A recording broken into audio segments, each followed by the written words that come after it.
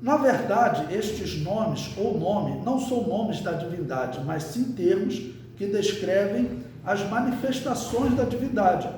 E concorda que destes o principal é Yahvé. As palavras de Agur, em Provérbios 30, versículos 3 e 4, nos fazem pensar duas vezes antes de estabelecermos um nome para Deus. Veja o que ele diz: nem aprendi a sabedoria, nem tenho conhecimento do santo. Quem subiu ao céu e desceu? Quem encerrou os ventos nos seus punhos? Quem amarrou as águas nas suas roupas? Quem estabeleceu todas as extremidades da terra? Qual é o seu nome? E qual é o nome de seu filho, se é que o sabes?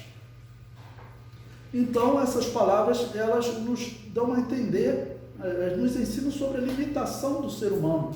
Como que nós vamos definir a pessoa de Deus e dar um nome para Deus? Quando Jacó encontrou-se com Deus no Val de Jaboque, ele desejou conhecer o seu nome. Está lá em Gênesis 32, 29.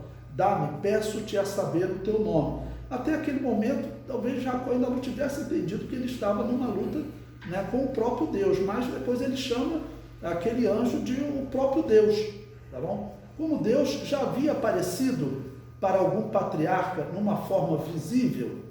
Sim. Jacó, ele era neto de Abraão, tá ok?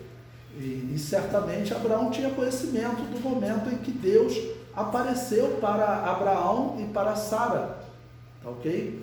E comeu bolo com eles, lá em Gênesis capítulo 18, e conversou com eles. Então ele recebeu Deus em casa, acompanhado de 2 anjos.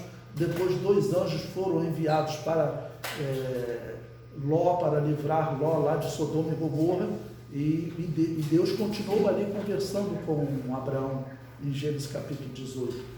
Então certamente Jacó tinha conhecimento dessa história que havia acontecido com o seu avô, tá ok? Então por isso que ele depois chama aquele anjo de Deus. Ele entendeu realmente que ele estava falando com o próprio Deus. Bom, quando ele pede saber o nome de Deus, porém Deus negou-se a dizer-lhe um nome. Por que perguntas pelo meu nome?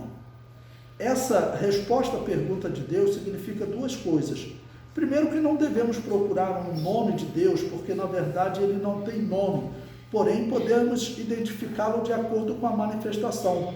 No caso de Jacó, ele seria Deus que transforma o caráter, pois naquela manifestação transformou o caráter de Jacó.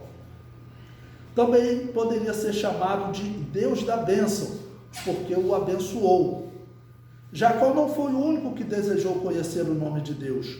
O pai de Sansão, Manoé, também teve este desejo. Em Juízes 13, 17, diz assim: e disse Manoé ao anjo do Senhor: qual é o seu nome? Tá bom? Então, outro exemplo de alguém querendo conhecer o nome de Deus. E Manoé teve resposta semelhante à de Jacó: por que perguntas assim pelo meu nome, visto que é maravilhoso? E aqui nesse texto, alguns fazem ligação desse versículo, dizendo que o meu nome é maravilhoso, com o versículo de Isaías, tá bom? Que diz que ele será chamado de maravilhoso ou maravilhoso conselheiro, dependendo da tradução. Mas o termo hebraico que é traduzido por maravilhoso, nesse versículo de Juízes, pode ser traduzido também por incompreensível, secreto, transcendental ou inefável. Não concordamos com a interpretação que correlaciona esse texto com Isaías 9,6, onde se diz que Jesus será chamado de maravilhoso conselheiro, na versão revisada da imprensa bíblica brasileira. Em Juízes 13:18, o anjo do Senhor nega-se a dar um nome, pelo que interpretamos o termo maravilhoso como incompreensível. Ok? Sim. Esse texto